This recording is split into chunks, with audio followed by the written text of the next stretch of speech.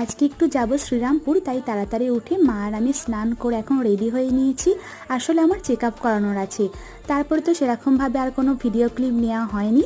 একেবারে স্টেশনে বসে একটা ঝালমুড়ি খেয়েছিলাম।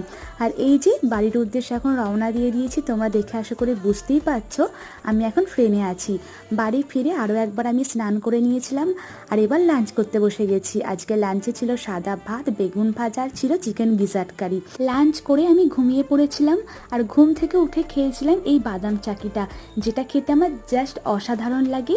তারপরে ছাদে গিয়েছিলাম আর দেখলাম একটু বৃষ্টি হয়েছে, আর ফুলগুলোর উপরে যখন জলের বিন্দুগুলো পড়েছিল দেখতে এতটা অসাধারণ লাগছিল। কি ভালো লাগছে না বলো।